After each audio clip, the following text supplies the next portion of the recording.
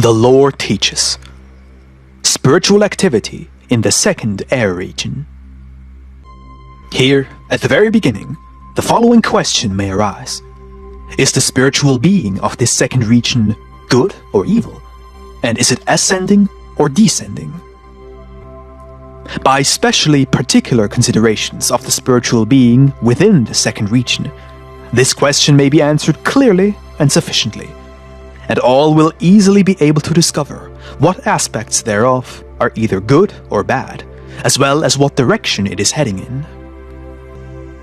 The second region is most similar to the material life of the people upon the surface of this earth. There is continuous running to and fro, gathering of the like-minded, war, murder, capture, defeat, passing through, stealing and robbing, enacting evil and doing good. All this may be found within the second region. It is the true battlefield of spirits. This is also why the mountains found in this region appear mostly ruined and destroyed, akin to a fortress that has withstood several years of siege. The mere sight of these heights sufficiently displays how much contention and fighting occurs in this region.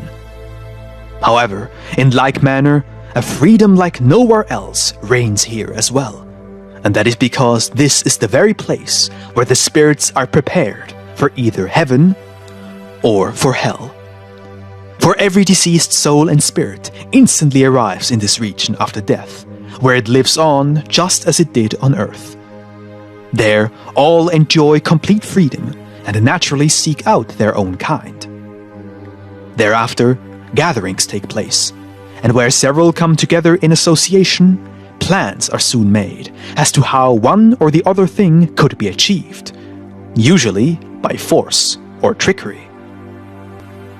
Among such associations, traitors arise in time, betraying plans of their association to another, more powerful one. When two associations, or several on occasion, come to know each other's plans by the actions of these traitors, preparations take place, which can be seen in the natural world in the form of ever-increasing turbidity. It will not be long until the fierce armies set out against each other. Unfortunately, however, above them dwell the all-seeing, powerful spirits of peace. These descend upon the fierce armies, capturing and ejecting them from the second region all the way down to earth, where it will take them quite some time to pick themselves back up and gather the strength and courage necessary to once again return whence they were thrown out of, like a troublesome guest. Though in the spiritual sphere, this does not appear as it does here in the material world, but rather as if such a riffraff were caught by the police, bound and then locked up, placed under proper arrest.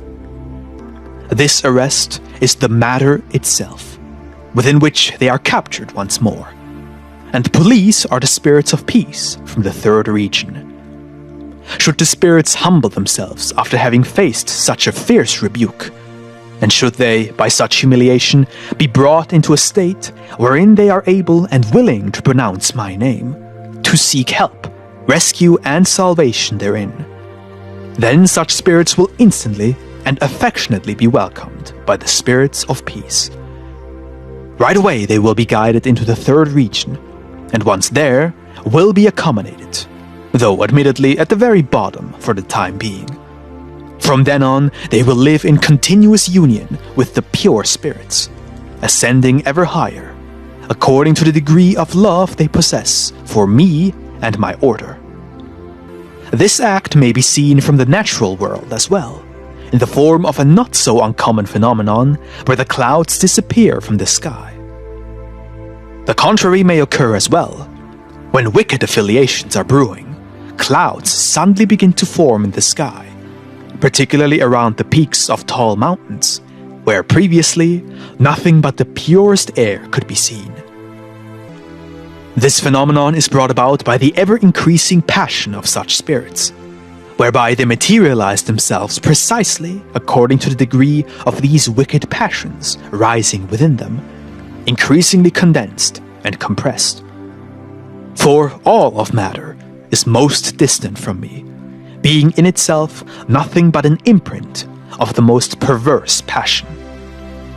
And so, when a spirit is once again captured by the passion of its soul, it distances itself from me, and the more it does so, the more ungainly and material its nature, until it ultimately becomes visible within even the material world, in a tangible form corresponding to its principal passion.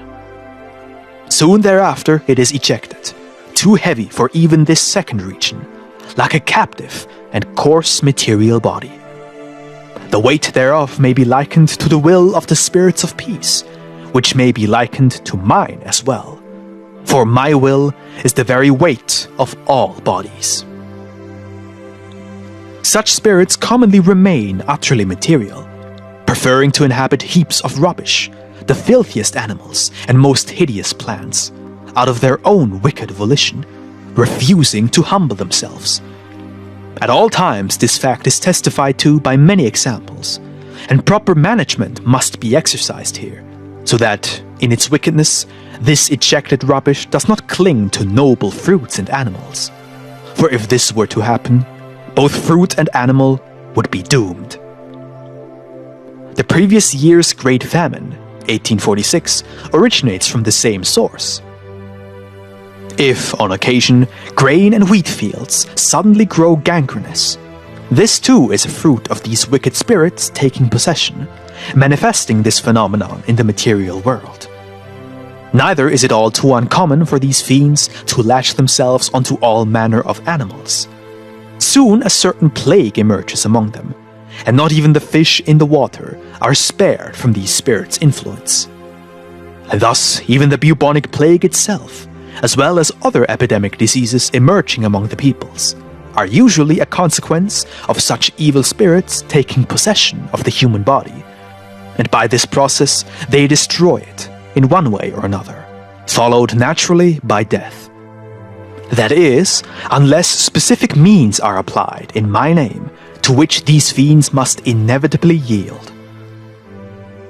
Already you know many things, whether these spirits are good or evil, where they go, and how.